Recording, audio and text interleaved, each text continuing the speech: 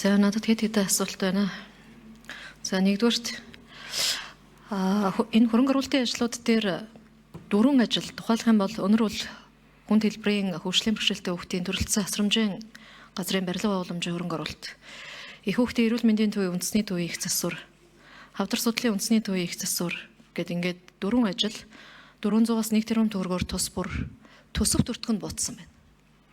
Тухайн жилд санхүүжигтэн хасагдж байгаа бол за бууруулж гэж бодгсон. Төсөв төртгөнд буусан ямар шалтгаантай вэ? Энэ одоо төсөв төртөг дээр магадлал хийгээд буурсан юм уу? Ямар учиртай буурсан бэ? За хоёрдугаарт төрийн эмнэлтийн хуулиар 57 тэрбум төгрөг эрүүл мэндийн яам хэмээсээ ингээд санжаад орж дарга. Сангийн яам хэмнэлт хийсэн ингээд мэдгдчихлээ тийм үү? Тэгээ энэ өөрөө сайн зүйл үү? Хэмнэлсэн гэвэл одоо бид нар чинь баг урамшуулдаг үстэй. Хийж чадаагүй ажлынхаа төлөө, хариуцлагагүй байсан үйлдэлийнхаа төлөө хийх ёстой ажлаа хийгээгүй нь өөрөө хэмнэлт муу юм уу? Зарцуулж чадаагүй төсвийн үлдэгдэл болж явах гэдэг шүү дээ. Тэгэхээр энэ хариуцлагагүй хүмүүстэй хариуцлагаа тооцоод эрүүл мэндийн салбарын энэ нэгэн яралтад тоног төхөөрөмжийн хангалттай бол хийх ёстой гэж үзэж байгаа. Ажлын хэсэгт байгаа гишүүд, төсвийн ажлын хэсэгт байгаа гишүүд энэ дээр бас онцгой анхаарч үзээсэй гэж хүсэж байна.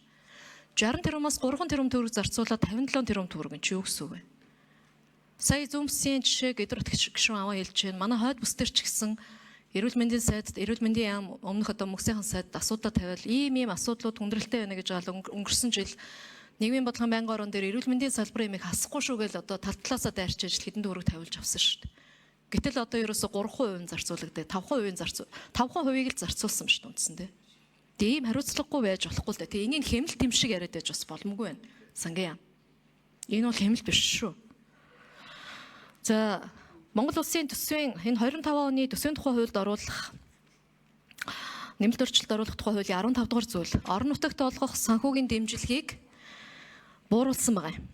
Зарим аймагт олгож байгаа санхүүгийн дэмжлэгийг бүр хассан. Би ганцхан жишээ хэлье.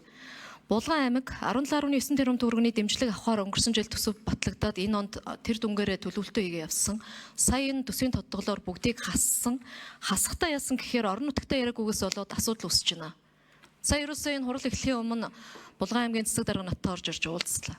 Энэ 17 тэрбум төгрөг төлөвлөсөн мөнгнөөсөө тендер зарлаад төрийн эмнэлтийн хуулийн хүрээндээ 5 сарын 31-ээс өмнө 8.9 тэрбум төгрөгийн одоо тендерийг шалгаруулад гэрэг хийцэн байна. Гэтэл нөгөө мөнгөний тэр чигт насаа хийцэн. Одоо тэгээ яах вэ? Нэг аймаг дээр засаг дарга нэрээд уулзахад ийм асуудал.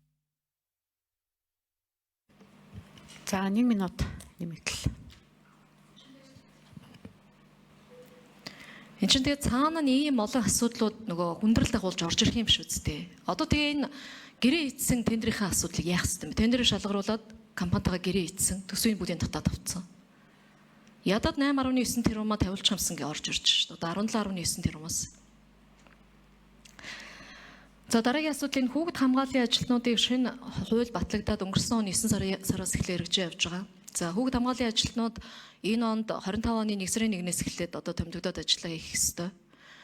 За гэтэл одоо томилогдоогүй байгаа аймаг сумдын одоо хүүхэд хамгааллын ажилтнуудыг авахгүй хахаар тэм зохицуултыг хий гэж байгаа юм байна. Дэцийн дундаа яг төсвийн хэмнэлт хийх, тодтгол хийх шаардлага байгааг хүлээн зөвшөөрч дэмжиж байгаа. Гэхдээ бид нар чухал бишээ эренбэнийг хармаар байна. Юунаас хэмнэх юм бэ? Юуг нь хойшлуулах юм бэ гэдэг юм а эренблээч. Нэг ч хөрөнгө оруулалтын зардал төсөв төртөг.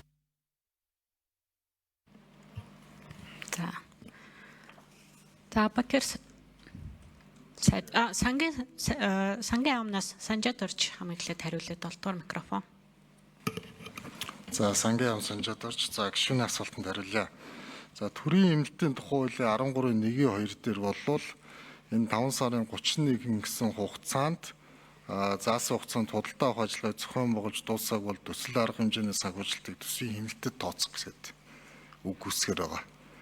Тэгээ энэ дагуу нь хэлж байгаа. Нэгдүгээрт, хоёрдугаарт бол би таны хэлсэнтэй бол 100% санал нэг байна. Төсвийн хуулийн маань уул нь яг хамгийн гол амин сүнсгэн маань юу вэ гэхээр хөрх үрдүн шалгуур үзүүлэлт байгаа даа. Тэр төсөв анх батлагдахдаа ямар шалгуур үзүүлэлт юу хийн гэж төлөвлөсөн бэ? Тэр ажлаа гүйцэтгэсэн үгүй юу гэдэг маань өөрөө чухал болчихтой. Хоёрдугаар тэрв зардал хэмжээгээ бол зардал хэмнэлтийг бол ер нь олон улс юу гэж үздэг вэ гэхээр энэ бол өөрөө буруу төлөлт байна гэж бас нөгөө талаас үзэх боломжтой байгаад байдаг. Тэгэхээр энэ бол хэмнэлт үүсэж байгаа нь бол нөгөө талдаа таны хэлж байгаагаар энэ хариуцлага тооцох асуудлууд бол үүссэн байна гэж бол би бол миний хувьд бол хувь өнөд бол дүгнэж байна.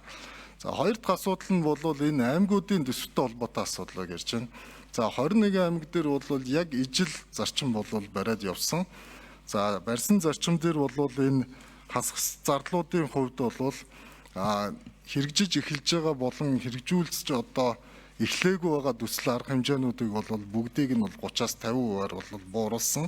За дээрэс нь аймагуудын хувьд бол их засварын зардлыг бол 30% бууруулсан. За тэгээд орон тоог бол 9% хэмжсэн. Тэгээ бичиг хэрэг томилтын зардлуудыг бол тэгэлсэн байгаа. За Булган аймгийн хувьд бол яагаад ийм онцлогтой байгаа вэ гэхээр Булган аймагт бол байгаль хамгаалах зардал бол өөрөө өндөр байсан. За энэ зардал бол 50% буурсан нь бусад аймагуудаас илүү харж байгаа. За ер нь аймагуудын татаас бол 10 тэрбум төгрөгөөс хамгийн багадаа 10 тэрбум төгрөг орчмоор бол буурсан. За хамгийн өндөр буурсан аймаг нь бол Дундгой болон Булган аймаг байгаад байгаа. За өөрийн туяа шүү. Та тодтол. За би байгаль хамгаалах зарлалын тухай асуусангуу та энэ нөгөө төсвөөс өгдөг санхүүгийн дэмжлэгийг хараарай. Одоо буур хөш бүр 0 болчиход байгаа байхгүй юу? 50%. 17.9 тэрбум төгрөгч бүр байхгүй болчиход байна шүү. Гэхдээ 50% ядаа бууруулчих болоогүй юм л гэдэг шүү. 50%-ийн энэ чинь нөгөө ажлынхаа тендерийг зарлчихад байна шүү. Одоо тэгээ яах вэ? Эн чинь орж ирж байгаа татаас тухайн аймаг орон нутагч өөрийн орлого гэж тооцоо тухайн жилийн төлөвлөлтөө хийгээд ажлуудаа ирэмбэлцсэн маань шүү. Тэндээсээ ингээд тендер зарлаад юмнуудаа хуваарлчиж энэ зардлыг чинь 50% нь төлөвлөгдөөд байгууллагуудыг гэрээ ичиж одоо яах юм бэ? Тэгээ энийг болохоор одоо юу гэдгийг байгаль орчны зардал өндөр байсан юм а тэрийн 50%-аар хассан гэд суугаад байгаа юм. Энд дэр чинь бүр огт байхгүй нь гэдгийг та миний юг ойлгож байна уу? Эсвэл би их ойлгомжгүй яриад байна уу? За сангийн ам хариулах уу? Санжаад орж 7 дугаар микрофон. За аймагт татаас өгөх эсвэл аймагаас төвлөрүүлэх орлого татах асуудал маань өөрөө төсвийн тухай хуулиараа зохицуулагддаг.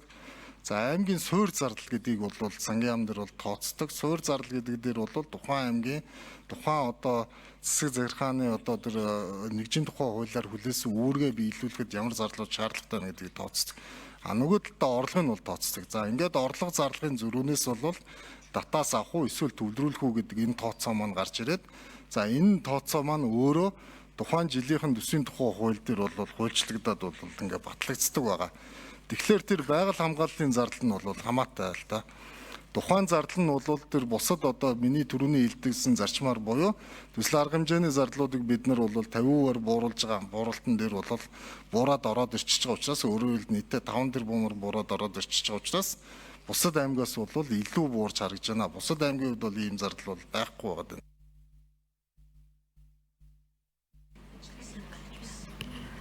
За 1 минут. Өөрийн туяа шүү. Тодтох нь. Төсвийн орлого зарлагын төлөвлөлтийн талаар одоо энд яриад надад юу яагаад явах вэ? Би ерөөхдөө ойлгож байна. Яаж хийж байгааг. Би тодорхой жишээ кейсээр асуугаад байгаа байхгүй юу? Та надад энд хариулахад бэлэн биш байвал яг энийг надад нэг албан бичгээр хариу өгөөч. Энэ хуулийн төслийн 15 дугаар зүйл орон нутагт олгох татаас дэмжлэг, санхүүгийн дэмжлэг. За энэ дэмжлэг дээр 25 оны төсвийн хуулийн дээр Булган аймагт 17.9 тэрбум төгрөг байсан.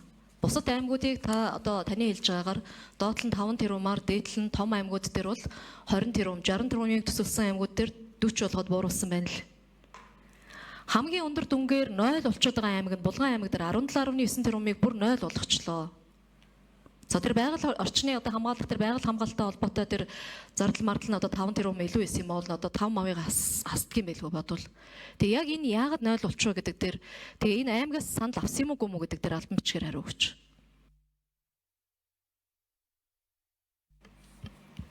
За сангийн 7 дугаар микрофон Санжаад орж дарга. Санжаад орж сангийн. За гишүүний асуудлыг тавьж байгаа асуудлыг бол ойлгож байна. Тэгээ алтан бичгээр 21 аймгийн хувьд зарлага нь хэд байж байгаад хэд болж буурсан, за мөн орлого нь хэд байж байгаа хэд болсон. За ингээд томьёогоор болвол датаас шилжүүлэг нь бол хэд болсон бэ гэдэг дээр бол тооцоолог үгүй. Гэхдээ нөгөө цаад асуудлыг нь бол би бас ойлгож байгаа. Энэ бол датаас ингээд 0 болчихлоор гэрээ байгуулсан асуудлууд яах вэ гэж байна. Бид бол төсвийн тодголын асуудал дээр бол засгийн газраар бол оруулж танилцуулаад шууд бол өргөн барьсан. Хэрвээ тодглоор бид нэр ийм зардал хасъя гэх юм бол аль салбар асуулахгүй л гэх байх л та. Тэгэхээр нэг зарчим бариад энэ зарчмынхаа дагуу л одоо тооцоол хийсэн байгаа. За өмнө ийм кейсүүд бол үүсчихсэн үгүй л үүсчихсэн орон зай гэх шнэ. За тухайн үед бол ямар байдлаар шийдчихсэн бэ гэхээр зарим төсөл арга хэмжээнүүдэд зогсоох, зарим нь хойшлуулах байдлаар бол аймагуд бол шийдэл явж ирсэн. Энэ их усүртэй л одоо багтааж хэрэгжүүлнэ гэсэн үг л дээ.